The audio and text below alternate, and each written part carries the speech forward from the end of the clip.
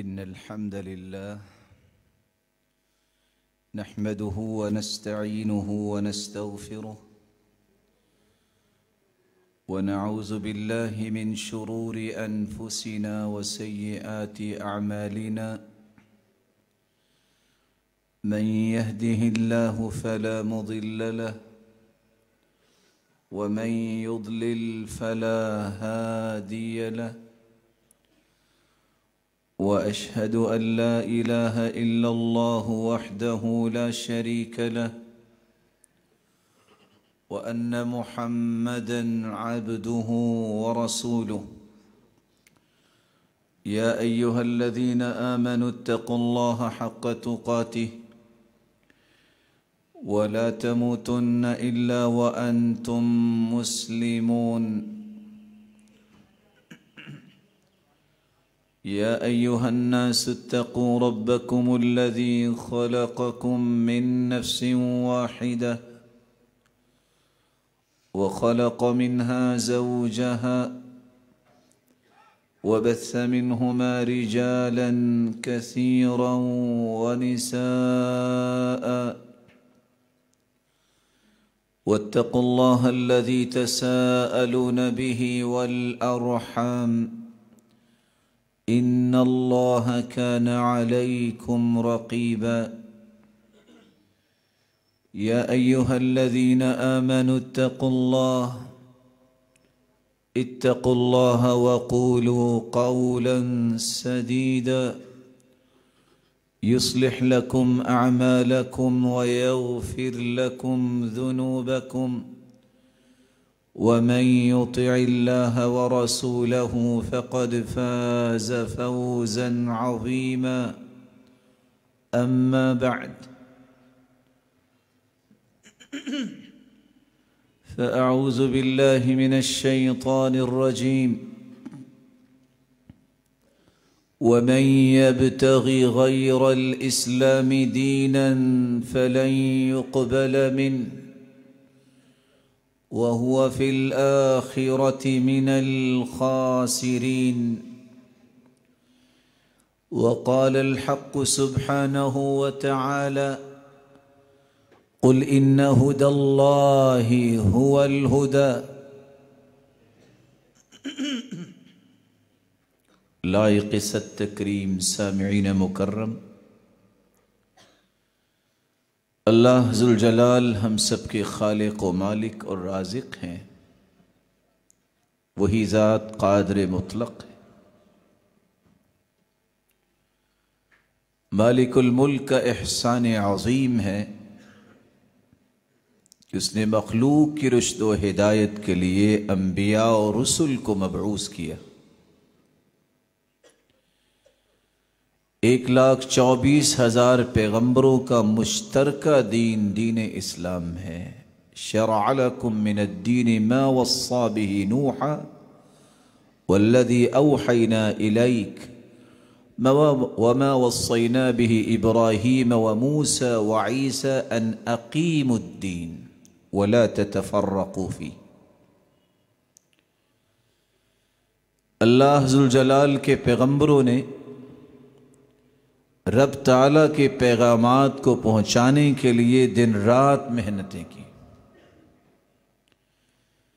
جس نے انبیاء اور رسل کی بات پہ لبیک کہا وہ اللہ ذوالجلال کی جنتوں کے وارث بنے،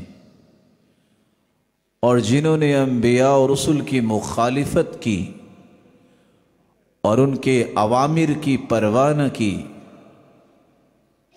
ایسے لوگوں کو اللہ نے رہتی دنیا تک عبرت کا نشان بنا دیا۔ آخری پیغمبر محمد الرسول اللہ صلی اللہ علیہ وسلم کو بنایا اور سرتاج رسل کا تاج ان کے سر پہ سجایا، اور اس ہستی کے ذریعے قیامت تک آنے والی انسانیت کو یہ پیغام پہنچایا کہ اس ہستی کے آ جانے کے بعد قیامت تک اگر کسی بات کو مانا جائے گا تو اس ہستی کی بات کو مانا جائے گا،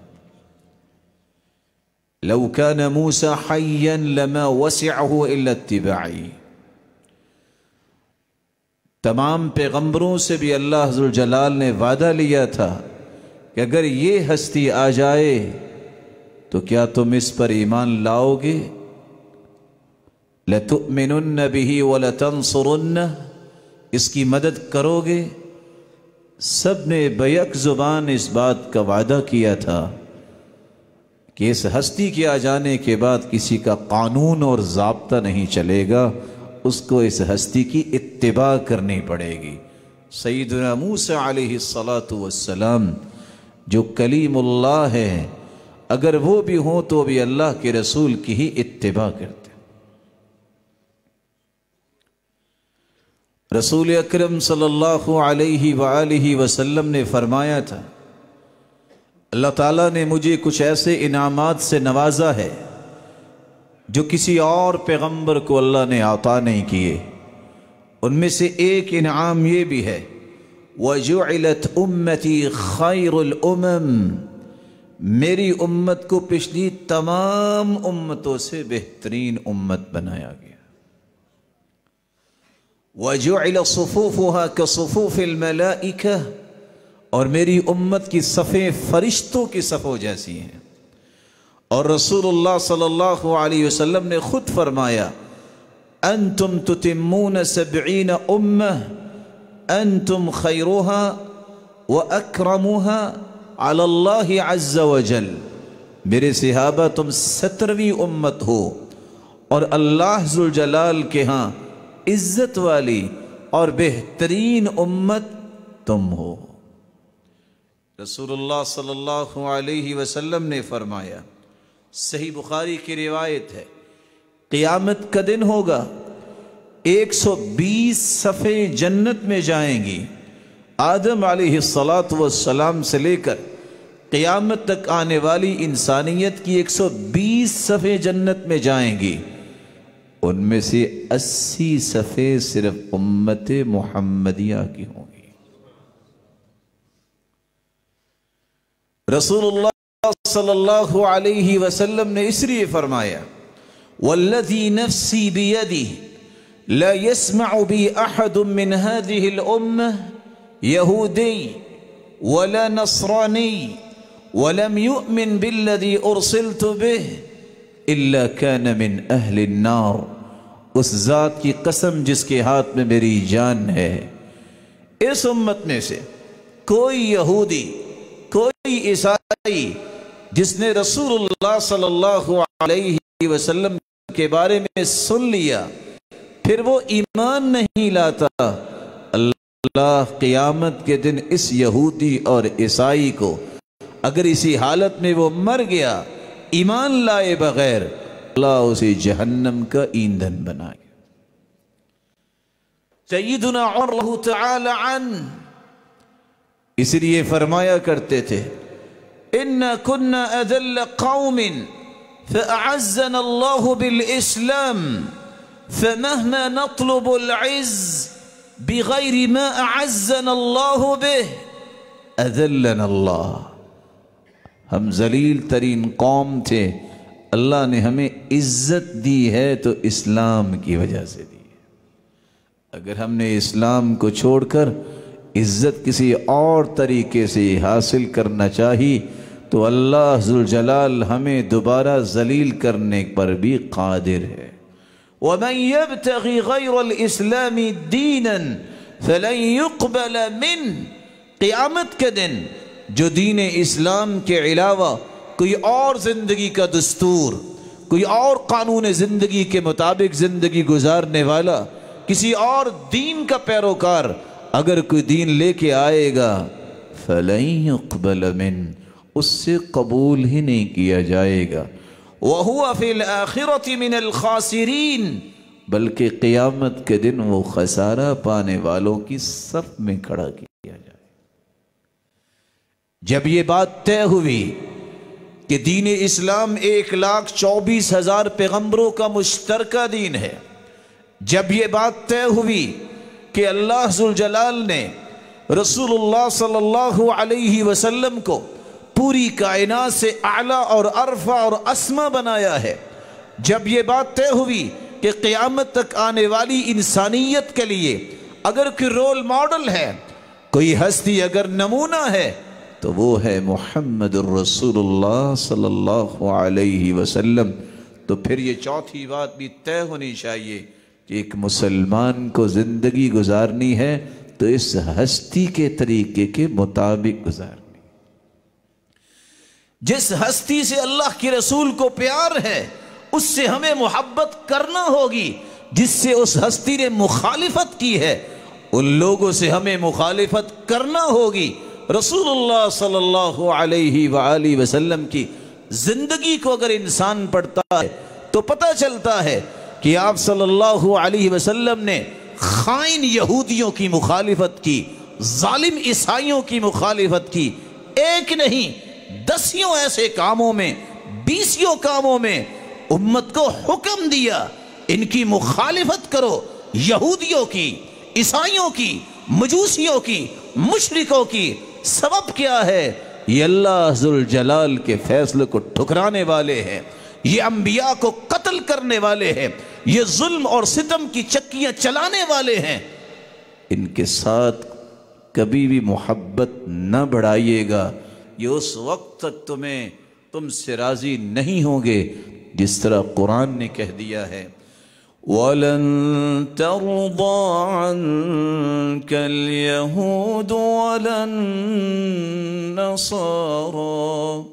حَتَّىٰ تَتَّبِعَ مِلَّتَهُمْ قُلْ إِنَّ هُدَى اللَّهِ هُوَ الْهُدَىٰ۔ یہودی اور عیسائی تم سے کبھی راضی نہیں ہوں گے جب تک تم یہودیت اور عیسائیت کو اختیار نہیں کر لیتے۔ بلکہ رسول اللہ صلی اللہ علیہ وسلم نے فرمایا ان کی مشابہت سے بھی بچو، ان کے طور طریقوں سے بھی بچو، کیونکہ اسلام سے بڑھ کے کوئی طور طریقہ زندگی کا ہے ہی نہیں۔ اسلام سے بڑھ کے متوازن، معتدل اور اتزان والا زندگی کا کوئی رویہ اور ہے ہی نہیں۔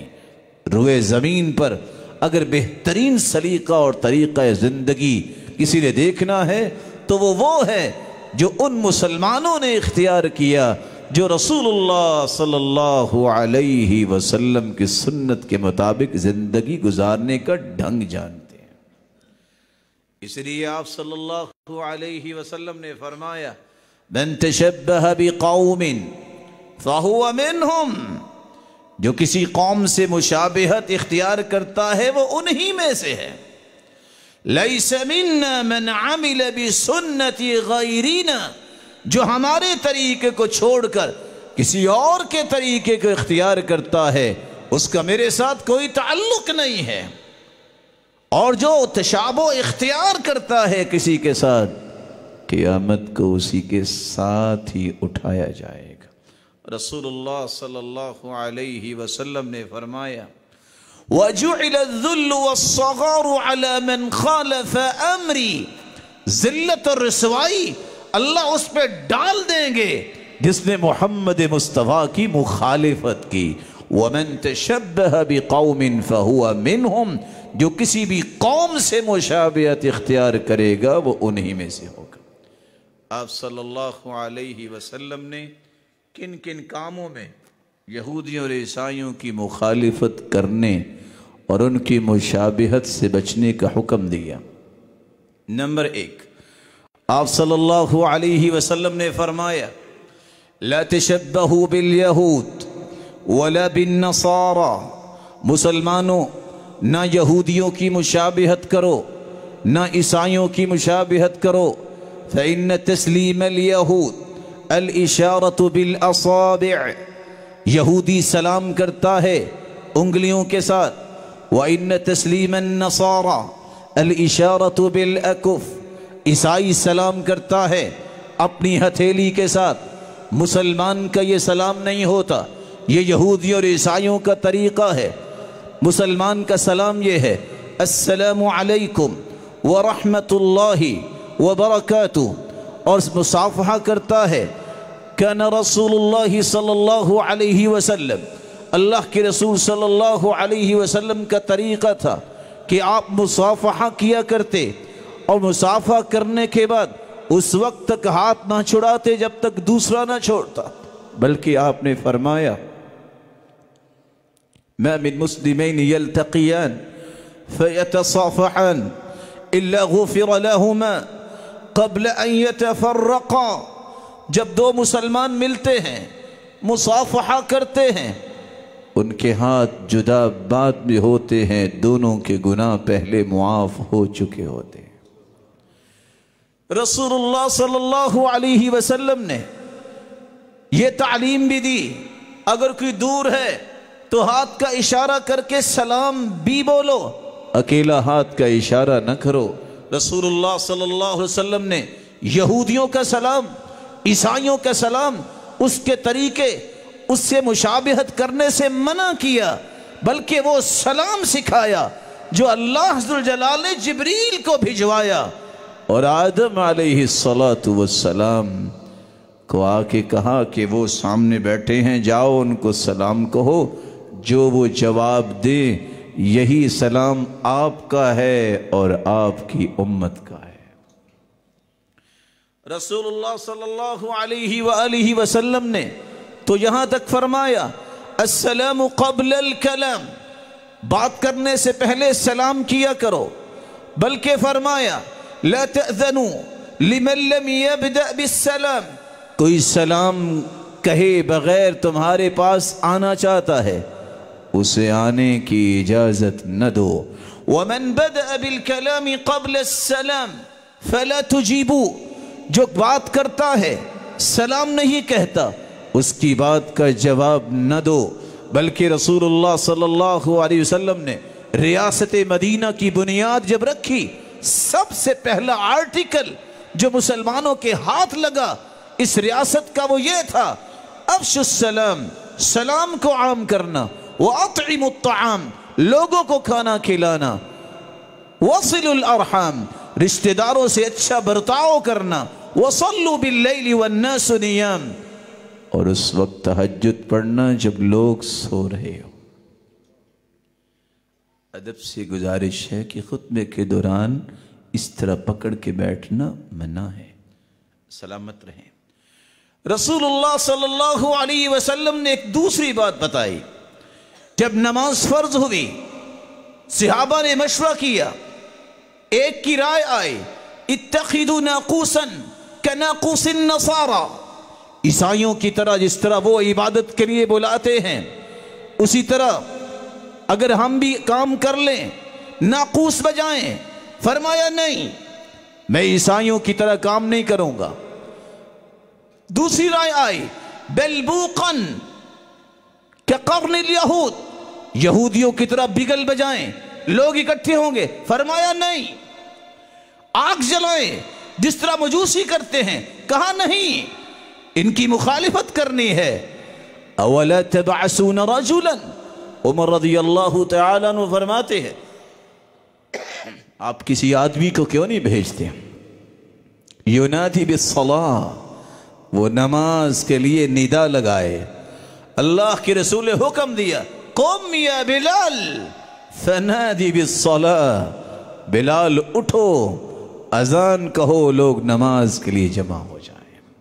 رسول اللہ صلی اللہ علیہ وسلم نے یہاں بھی ان طریقوں سے اپنے آپ کو الگ کیا۔ مسلمانوں کا طریقہ الگ ہے، کافروں کا طریقہ الگ ہے۔ آپ صلی اللہ علیہ وسلم نے ایک تیسری جگہ بھی ان کی مخالفت کی، 17 یا 16 ماہ تک بیت المقدس کی طرف منہ کر کے مسلمانوں نے نماز پڑھی۔ اللہ نے قرآن اتارا قد نرى تقلب وجهك في السماء فلنولينك قبلة ترضاها فول وجهك شطر المسجد الحرام وحيثما كنتم فولوا وجوهكم شطرا قد نرى تقلب وجهك في السماء. رسول اکرم صلی اللہ علیہ وسلم اپنا چہرہ انور اٹھایا کرتے آسمان کی طرف. میرا مالک تو جانتا تھا. اللہ نے 16 اور 17 ماہ کے بعد حکم دیا بیت اللہ کی طرف منہ کر کے نمازیں پڑھی. قال مجاہد ابن جبر فرماتے ہیں يحب ان يتحول الى الكعبة لان اليهود قالوا يخالفنا محمد ويتبع قبلتنا. اللہ کے رسول اس لیے چاہتے تھے بیت اللہ کی طرف منہ کر کے نماز پڑھنا کیونکہ یہودی کہتے تھے مخالفت تو محمد ہماری کرتا ہے لیکن قبلہ تو وہی ہے نا جو ہمارا قبلہ ہے. اللہ ذوالجلال سے التجائیں کی کہ میرے مالک قبلہ بھی الگ ہی ہو. اللہ ذوالجلال نے اپنے محبوب کی اس التجا کو قبول کیا اور قبلہ بیت اللہ کو قرار دے دیا. آج بھی اگر حجر اسود اور رکن یمانی کے درمیان کھڑے ہو کے کوئی نماز پڑھتا ہے سامنے بیت اللہ ہے اور اسی جہت میں بیت المقدس بھی ہے. رسول اللہ صلی اللہ علیہ وسلم نے یہاں بھی مخالفت کی اور اللہ سے التجائیں کر کے بیت اللہ کو قبلہ بنوایا اور رب تعالیٰ کی رحمت ہوئی اور یہ فیصلہ ہوا. ایک چوتھی بات رسول اللہ صلی اللہ علیہ وسلم نے نماز کے بارے میں کتنی بڑی باتیں کی. مروا اولادکم بالصلاة وهم ابناء 7 سنين واضربوها واضربوا عليها اذا بلغوا 10. 7 سالہ بچے کو نماز کا حکم دو. اگر 10 سال کبھی نہیں پڑھتا تو سرزنش کر کے اسے نماز پڑھاؤ. لیکن فرمایا رب کی نماز بھی پڑھنی ہے تو 3 اوقات میں پرہیز کرو. لا تتحیوا بصلاتکم طلوع الشمس وعند غروبها، جب سورج نکل رہا ہو، جب سورج غروب ہو رہا ہو. وعندما تضيف الشمس، جب سورج سر پہ ہو نماز نہیں پڑھنی. امام النووی رحمہ اللہ تعالی اس حدیث کے آخری جملے کی شرح لکھتے ہیں لأنها تطلع بین قرنی الشیطان، کیونکہ سورج شیطان کے 2 سینگوں کے درمیان سے طلوع ہوتا ہے. امام نووی رحمت اللہ علیہ فرماتے ہیں لأنه يدني رأسه إلى الشمس، شیطان اپنا سر سورج کی طرف کر دیتا ہے. کیوں؟ لأن الساجدون ليكون الساجدون من الكفار كالساجدين له. جو لوگ کافر سجدہ کرتے ہیں شیطان کو مانتے ہیں، گویا کہ جب وہ سورج کو ماننے والے سورج کو سجدہ کر رہے ہوں تو وہاں شیطان بھی اپنا سر رکھ دیتا ہے. شیطان کی بھی پوجا ہو جو سورج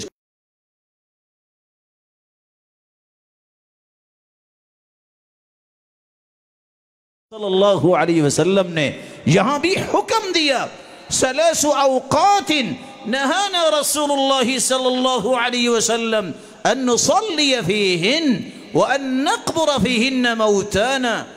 اللہ کے رسول نے 3 اوقات میں نماز پڑھنے اور 3 اوقات میں میتوں کو دفنانے سے منع کر دیا. عندما تطلع الشمس، جب سورج کی ٹکیا نکل رہی ہو.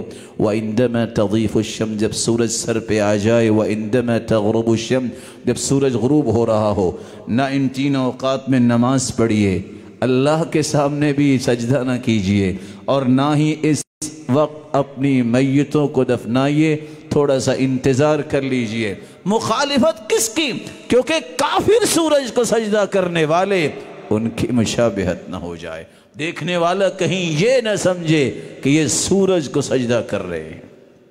رسول اللہ صلی اللہ علیہ وسلم نے ایک 5ویں جگہ فرمایا خالف الیہود فإنہم لا يصلون فی نعالہم ولا فی خفافہم. مسلمانوں یہودیوں کی مخالفت کیا کرو، کیونکہ یہودی نہ تو موزے پہن کے نماز پڑھتے ہیں نہ جوتیوں میں نماز پڑھتے ہیں. خالفوہم، ان کی مخالفت کرو. رسول اللہ صلی اللہ علیہ وسلم موزے پہن کے نماز پڑھا کرتے، بلکہ صحیح بخاری کی روایت ہے، راوی روایت کرتے ہیں، پوچھتے ہیں انس رضی اللہ تعالی عنہ سے، اکان رسول اللہ صلی اللہ علیہ وسلم یصلی فی نعلی، کہ اللہ کے رسول جوتی پہن کے نماز پڑھتے تھے؟ قال نعم، سیدنا انس رضی اللہ تعالی عنہ فرماتے ہیں جی ہاں، جب جوتی پاک ہو، جب اس پہ کوئی چیز لگی نہ ہو، آپ پڑھ سکتے ہیں۔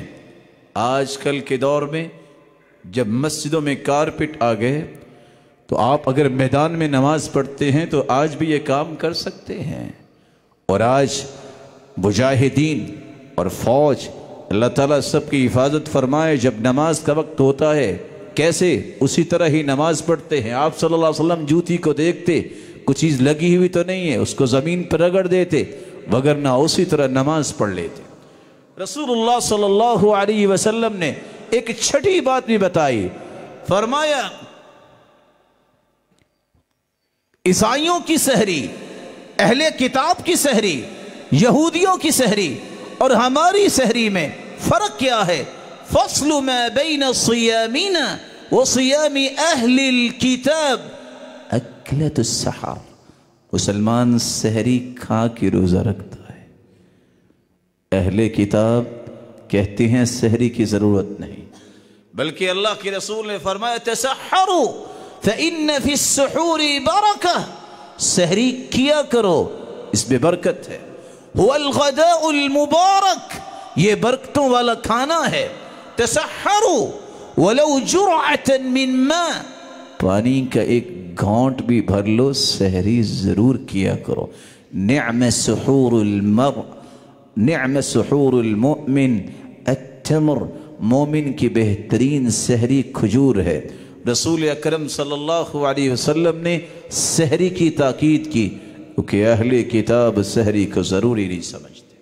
آپ صلی اللہ علیہ وسلم نے ایک ساتویں بات بھی بیان کی، جب ایک عورت نے کہا کہ میں تو وصال کروں گی، وصال روزہ رکھا اور شام کو بھی نہیں چھوڑا، اگلا پھر روزہ رکھ لیا۔ آپ صلی اللہ علیہ وسلم نے فرمایا اہل کتاب یہ کام کرتے ہیں، تم اس سے بچو، صوموا کما امرکم اللہ، تم اسی طرح روزہ رکھو جس طرح تمہیں حکم دیا گیا ہے۔ اور حکم کیا ہے؟ ثم اتم الصیام الی اللیل، فجر سے لے کے مغرب تک کا روزہ ہے، اس کو مکمل کرو، اس کے بعد تمہارے لیے کھانا پینا جائز۔ آپ صلی اللہ علیہ وسلم نے ایک آٹھویں بات بھی سمجھائی، لا يزال الناس بخیر ما عجلوا الفطر واخروا السحور، لوگ اس وقت تک خیر و برکت کی زندگی گزاریں گے جب سحری صبح کی اذان کے قریب یعنی لیٹ کر کے کھائیں اور افطاری جلدی کر لیں۔ اور دوسری روایت کے الفاظ ہیں لا يزال الدین ظاہرا، دین اس وقت تک قائم رہے گا، کب تک؟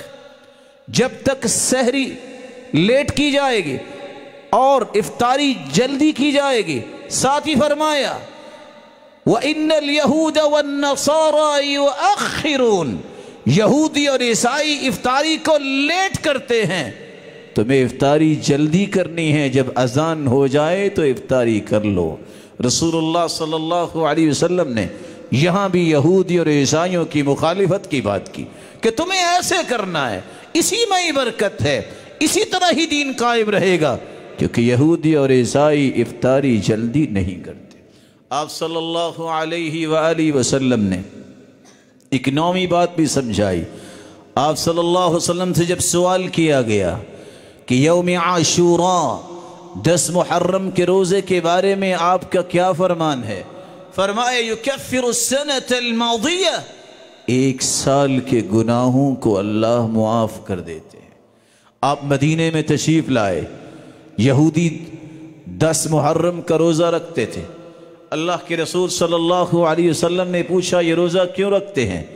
کہنے لگے اللہ ذوالجلال نے موسیٰ علیہ السلام کو فرعون سے نجات دی تھی تو ہم شکرانے کا روزہ رکھتے ہیں۔ تو اللہ کے رسول فرمانے لگے نحن احق بموسیٰ منکم، ہم زیادہ حق رکھتے ہیں کہ موسیٰ علیہ السلام کے اس عمل کو جاری رکھیں۔ رسول اکرم صلی اللہ علیہ وسلم نے صحابہ کو حکم دیا، ساتھ یہ فرمایا لَإِنْ عِشْتُ إِلَىٰ قَابِلٍ لَأَصُومَنَّ التَّاسِعَ وَفِي رِوَایَةٍ أُخْرَى لَإِنْ بَقِيتُ إِلَىٰ قَابِلٍ لَأَصُومَنَّ التَّاسِعَ، اگر میں آئندہ سال زندہ رہا تو میں 9 کا بھی روزہ رکھوں گا۔ اور دوسری روایت میں فرمایا صوموا العاشر، صوموا یوم عاشوراء، تم عاشورہ کا روزہ رکھو، وخالفوا الیہود، یہودیوں کی مخالفت کرو۔ کیسے مخالفت ہوگی؟ صوموا یوما قبلہ او یوما بعدہ، تم 10 تاریخ سے پہلے ایک روزہ رکھ لو یا ایک بعد میں رکھ لو۔ آپ صلی اللہ علیہ وسلم نے یہاں بھی مخالفت کی۔ ایک 10ویں بات بھی اللہ کے رسول نے سمجھائی۔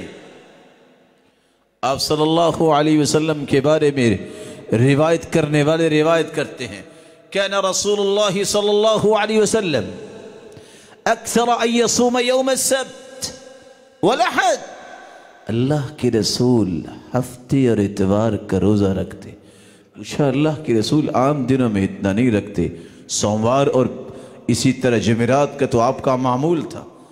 فرمایا انہما عید المشرکین فانا احب ان اخالفہم، یہودیوں اور عیسائیوں کی عید کا دن ہے ہفتہ اور اتوار، اور میں پسند کرتا ہوں کہ میں ان کی مخالفت کروں۔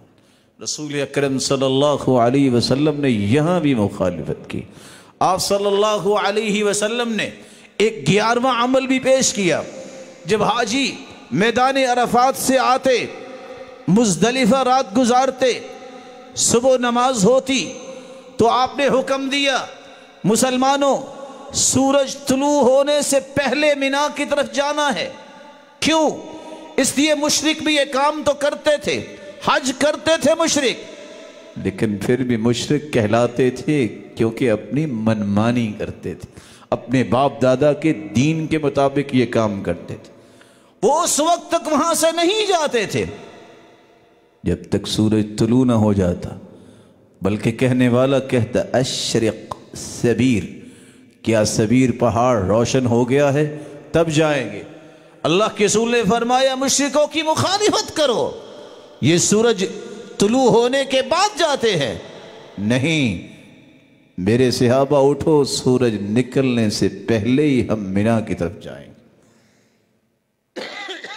رسول اللہ صلی اللہ علیہ وآلہ وسلم نے ایک 12ویں عمل میں بھی فرمایا انسان بیٹھا ہے، کوئی آتا ہے تو آنے والے کی 3 حالتیں ہیں بیٹھنے والے کے متعلق۔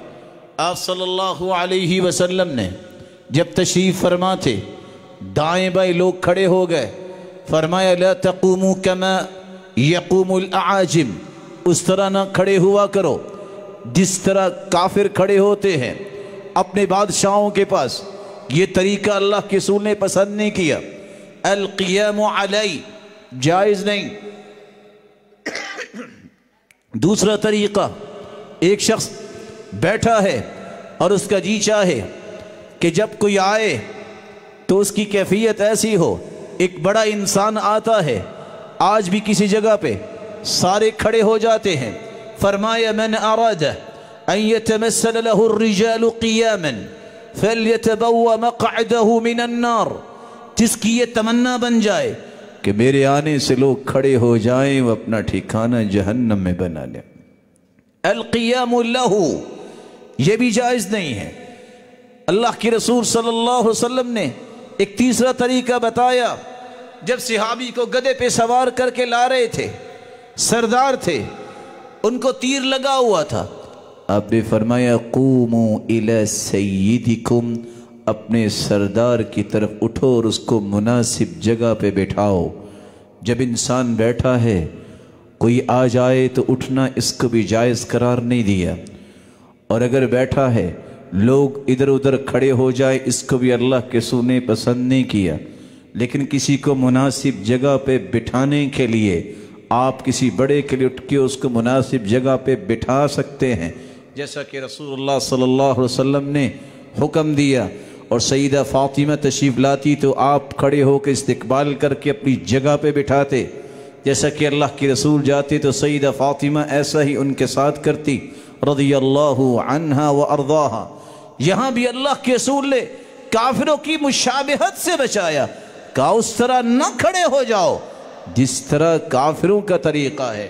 رسول اللہ صلی اللہ علیہ وسلم نے ایک 13واں عمل بھی بتایا، نہى عن النتف شیب، اللہ کے رسول نے سفید بالوں کو اکھاڑنے سے منع کیا، وہ سر کے بال ہوں یا داڑھی کے بال ہوں، بلکہ آپ صلی اللہ علیہ وسلم نے فرمایا ان الیہود والنصارى لا يسبغون فخالفوهم، یہودی اور عیسائی اپنے بالوں کو رنگ نہیں کرتے تم ان کی مخالفت کرو۔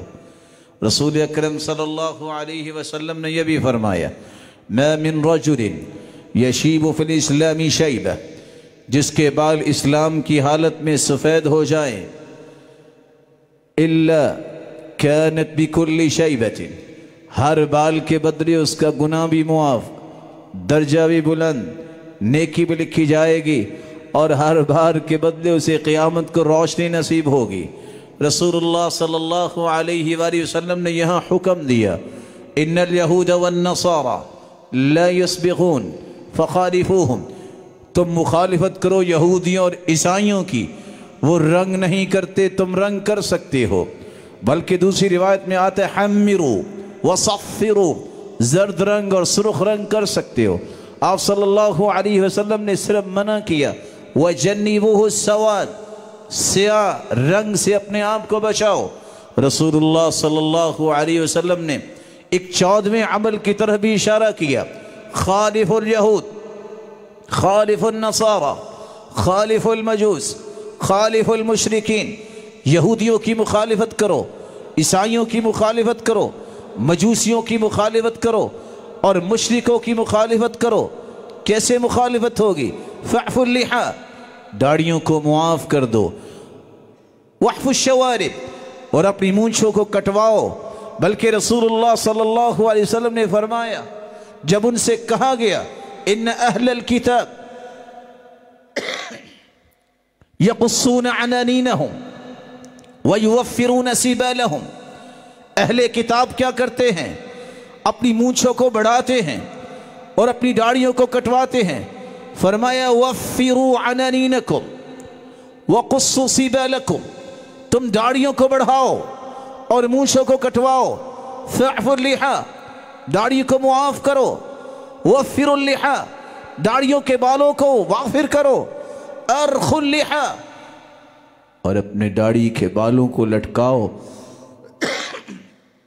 آپ صلی اللہ علیہ وسلم نے یہاں بھی ان 4 قسم کے لوگوں کی مخالفت کا حکم دیا، لأنہم لا يعفون اللحیٰ، کیونکہ یہ لوگ یہودی اور عیسائی اور مجوسی اور مشرک داڑھیوں کو معاف نہیں کرتے، تو معاف کیا کرو۔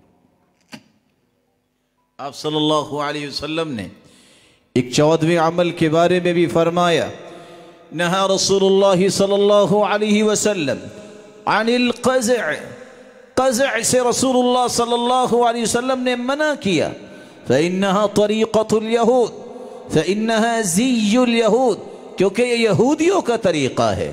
قزع کیا ہے؟ بالوں کی کٹنگ اس طرح ہو، ایک جگہ سے بڑے ہیں دوسری جگہ سے چھوٹے ہیں، جیسے آج اس مسکین مسلمان نے نئے نئے نام رکھ لے، یہ پیالہ کٹ ہے، یہ سٹیپس ہیں۔ نہا رسول اللہ صلی اللہ علیہ وسلم عن القزع، قزع سے منع کیا، بلکہ حکم دیا احلقوہ کلہ او اترکوہ کلہ، یا تو سارے منڈوا لو، یہ سب کو برابر رہنے دو۔ آپ صلی اللہ علیہ وسلم نے اس 14ویں عمل میں بھی فرمایا کہ یہ یہودیوں کا طریقہ ہے، مسلمان کو ایسا طریقہ اختیار نہیں کرنا چاہیے، بلکہ آپ صلی اللہ علیہ وسلم کا طریقہ مبارک کیا تھا؟ لمہ، جمہ، وفرہ، کانوں کی لو کے برابر، کندھے کے برابر، کندھے اور کانوں کے درمیان، یہ آپ صلی اللہ علیہ وسلم نے بال رکھے ہیں۔ لیکن کیسے رکھے ہیں؟ صدعت من یافوخہ، وَأُرْسِلُ نَاصِيَتَهُ بَيْنَ عَيْنَيْهِ۔ سیدہ عائشہ رضی اللہ تعالی عنہ فرماتی ہیں میں جب آپ کے بالوں کی کنگھی کیا کرتی تو میں آپ کی ناک سے کسیت سے ہی میں کنگھی کو داخل کرتی، آدھے بال دائیں طرف اور آدھے بال بائیں طرف کرتی، مانگ نکالا کرتی تھی۔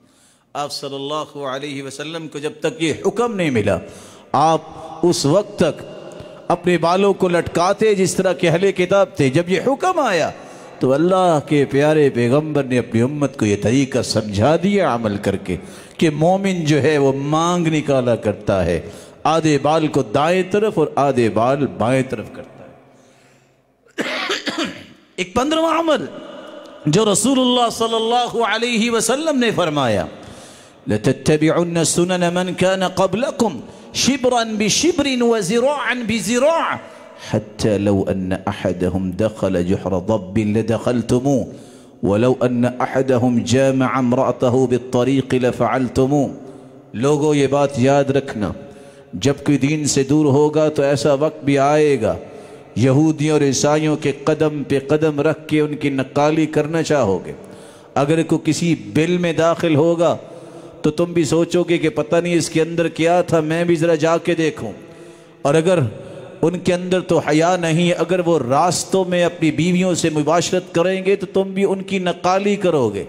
رسول اللہ صلی اللہ علیہ وسلم نے اس لیے فرمایا لعن اللہ الواشمہ والمستوشمہ والنامصات والمتنمصات المتفلجات المغیرات خلق اللہ المغیرات خلق اللہ۔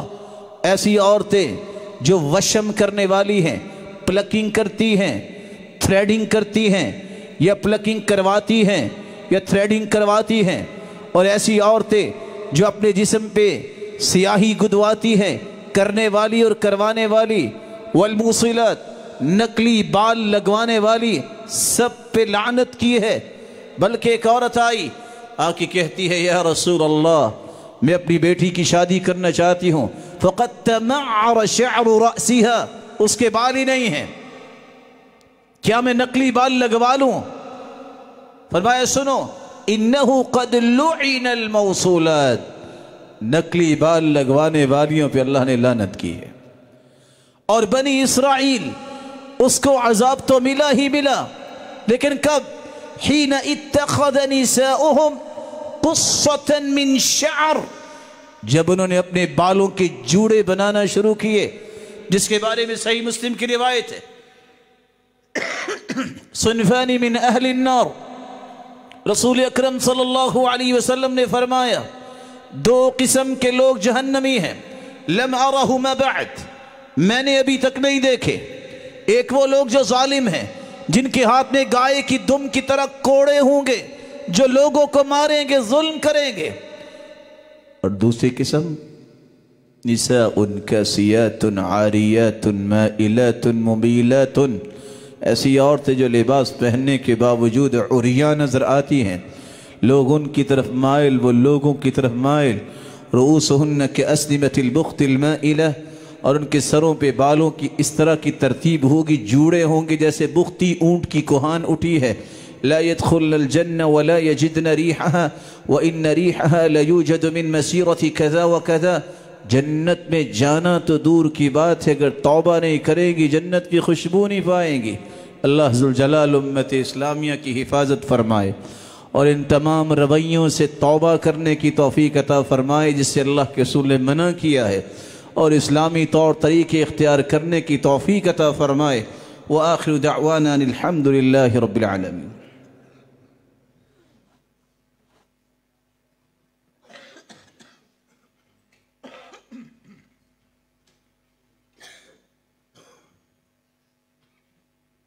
الحمد لله على إحسانه والشكر له على توفيقه وامتنانه، أما بعد فأعوذ بالله من الشيطان فإنه عدو للإنسان۔ رسول اللہ صلی اللہ علیہ وآلہ وسلم نے امت کے ساتھ یہ احسان کیا کہ اسے زندگی گزارنے کا صحیح طریقہ سمجھایا، اور ساتھ یہ بتایا کہ تم بہترین امت ہو، بہترین امت کم ترین لوگوں کی نقالی نہیں کیا کرتی۔ بہترین امت اس کا ایک وزن ہے، اس کے اعمال کو لوگوں کو نقالی کرنی چاہیے۔ مسلمان مؤثر ہوتا ہے، متاثر نہیں ہوتا۔ اس کا اثر ہونا چاہیے کافروں پر، نہ کہ یہ کافروں سے متاثر ہو جائے۔ آپ صلی اللہ علیہ وآلہ وسلم نے جن اعمال میں یہودیوں اور عیسائیوں کی مخالفت کی، ان میں سے ایک عمل یہ تھا، صحابی کہتے ہیں رأى رسول اللہ صلی اللہ علیہ وسلم علی ثوبین معصفرین، زرد رنگ کے دو لباس مجھ پہ اللہ کے رسول صلی اللہ علیہ وسلم نے دیکھے۔ فرمایا لا تلبسهما فإنها من لباس الكفار، یہ زرد رنگ کے دونوں لباس جو ہیں یہ کافروں کا لباس ہے، تم نہ پہننا۔ صحابی کہتے ہیں میں نے گزارش کی یا رسول اللہ صلی اللہ علیہ وسلم اغسلہما، میں ان کو دھو کے رنگ اتار دوں؟ قال لا بل احرقہما، نہیں بل ان کو جلا دو۔ وہ لباس جو کافروں نے اپنے لیے خاص کر لیا، مسلمان اگر وہ لباس پہنتا ہے جائز نہیں ہے، اس لیے فرمایا احرقہما، اس کو جلا دو۔ جو شعار ہے کافروں کا وہ مسلمان اختیار نہیں کر سکتا، بلکہ آپ صلی اللہ علیہ وسلم نے یہ بھی فرمایا لا تشربوا فی آنیۃ الذہب والفضہ، سونے اور چاندی کے بنے ہوئے برتنوں میں پانی نہ پیا کرو۔ ولا تأکلوا فی صحافہما، اور نہ ہی سونے اور چاندی کے برتنوں میں کھانا کھاؤ۔ فإنها لهم في الدنيا ولكم في الآخرة، یہ تو کافروں کا طریقہ ہے، یہ کافروں کے لیے دنیا میں سونے چاندی کے سامان ہے، تمہارے لیے آخرت میں ہوگا۔ آپ صلی اللہ علیہ وسلم نے یہ بھی فرمایا تسرولوا واتزروا، شلواریں پہنو، تہبند پہنو، وخالفوا اہل الکتاب، اور اہل کتاب کی مخالفت کرو۔ جب انہیں اطلاع دی گئی کہ اہل کتاب یہ کرتے ہیں،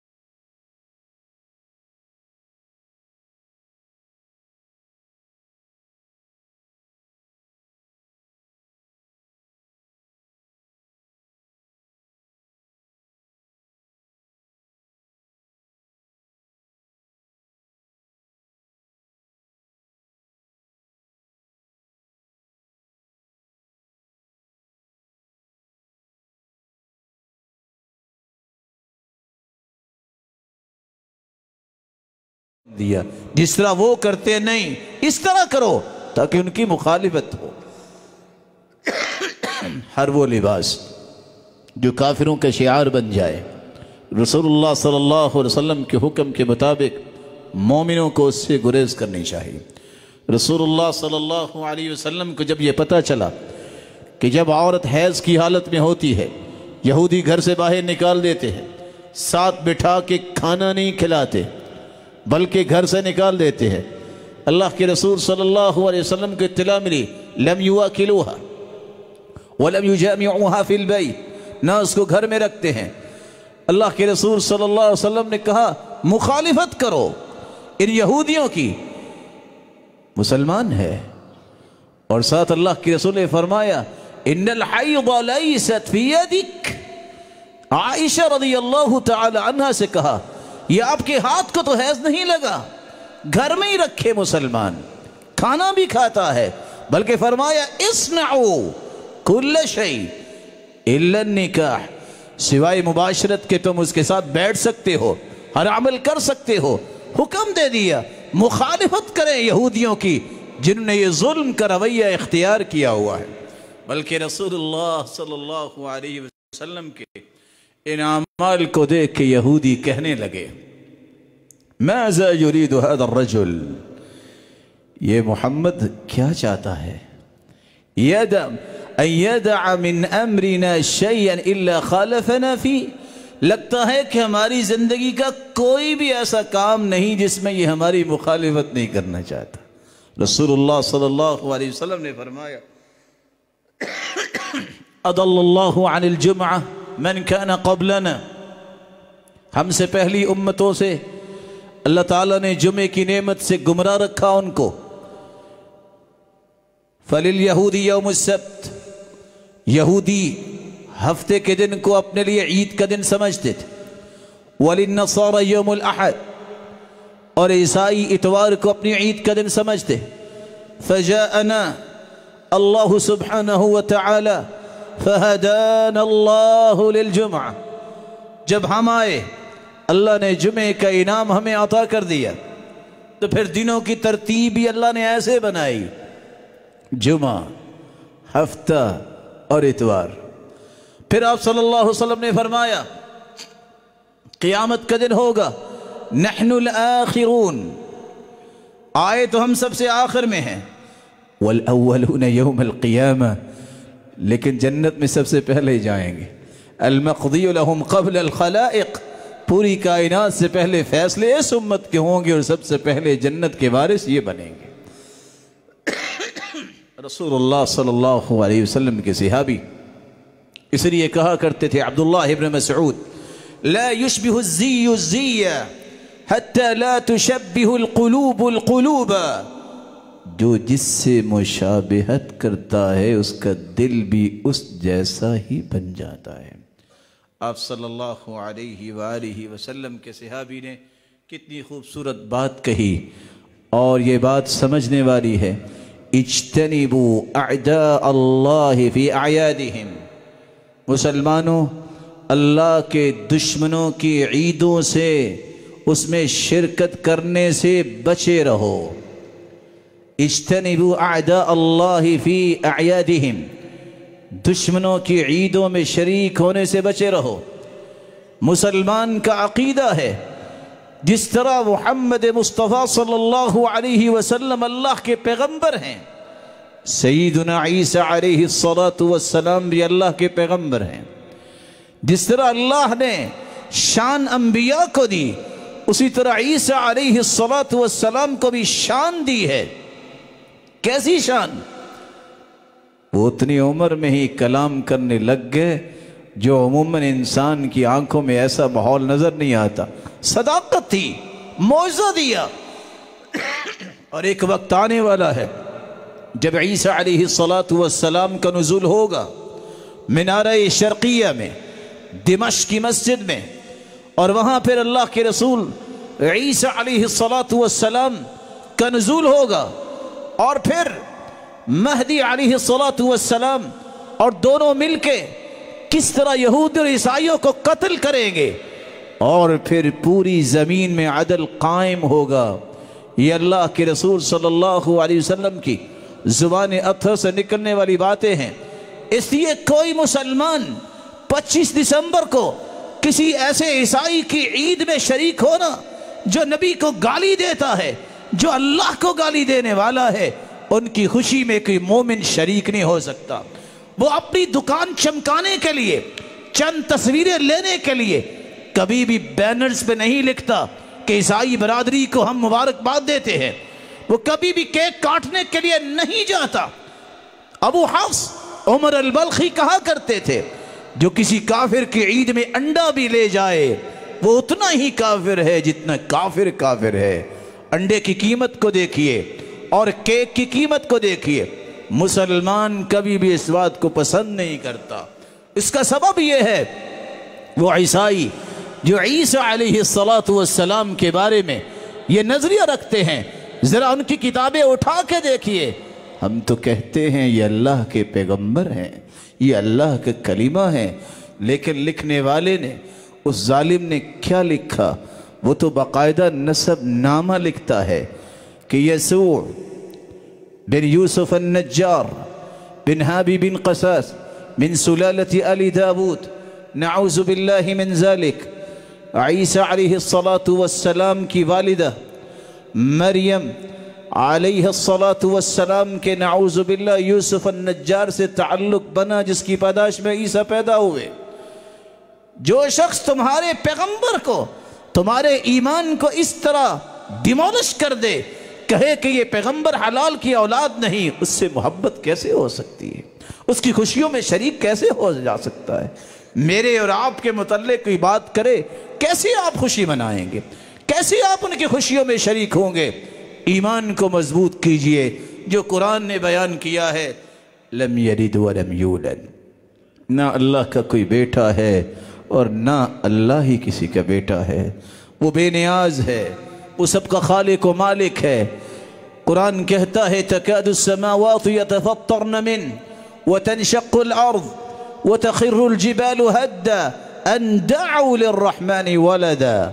لوگ کہتے ہیں کہ عیسیٰ اللہ کا بیٹا ہے، اتنا بڑا گناہ ہے، آسمان شک ہو جائے، زمین پھٹ جائے اور پہاڑ ریزہ ریزہ ہو جائے، کہتے ہیں کہ اللہ کا بیٹا ہے۔ اللہ ذوالجلال ہمارے عقائد اور مناہج کی حفاظت فرمائے۔ کبھی کسی نے سوچا کہ آیا آپ کو عید مبارک کہنے عید الفطر اور عید الاضحیٰ میں؟ نہیں ایسا ہوتا۔ مسلمان کو کیا بنی ہے کہ وہ دشمنوں کی عیدوں میں خوشیاں منائے اور چند ٹکے کی تصویروں پہ اپنا ایمان بیچ دے؟ نہیں، مسلمان غیرت مند ہوتا ہے۔ المؤمن غر کریم، مومن بہت غیرت والا ہوتا ہے، وہ اپنے عقائد پہ، اپنے مناہج پہ کوئی کمپرومائز نہیں کیا کرتا۔ نبیوں سے بڑھ کے اللہ نے کسی کو نہیں بنایا، ان کی ذات پہ کوئی حرف مسلمان کو پسند نہیں ہوتا، کیونکہ سچی محبت کا تقاضا یہ ہے کہ انبیاء علیہم السلام سے محبت ایسی کی جائے کہ ان کی شان میں کوئی ایسا لفظ برداشت نہ کیا جائے جس کے بارے میں آج لوگ لکھتے اور پڑھتے ہیں۔ ہم کبھی بھی اس کو زبان پہ لانے کے لیے بھی تیار نہیں۔ وہ اللہ کا کلمہ تھے، عیسیٰ علیہ السلام، وہ اللہ کے پیغمبر تھے۔ وہ اللہ کے پیغمبر ایسے مبارک پیغمبر تھے جن کے بارے میں قرآن نے کہہ دیا بغیر باپ کے اللہ ذوالجلال نے انہیں پیدا کیا۔ اللہ ذوالجلال قیامت کے دن انبیاء کا ساتھ سب کو نصیب فرمائے اور صحیح منہج ہم سب کو دنیا میں عطا فرمائے، اور ہر وہ عمل جس سے اللہ کے رسول نے نفرت کی ہے وہ نفرت ہمارے اندر آئے، جس سے محبت کی ہے وہ عمل ہمیں بھی محبوب بن جائے، اور اللہ ذوالجلال آپ سب کو اپنی رحمت کے سائے تلے رکھے، اور جس طرح اپنے گھر میں جمع کیا ہے جنت الفردوس میں جمع فرمائے۔ وآخر دعوانا الحمد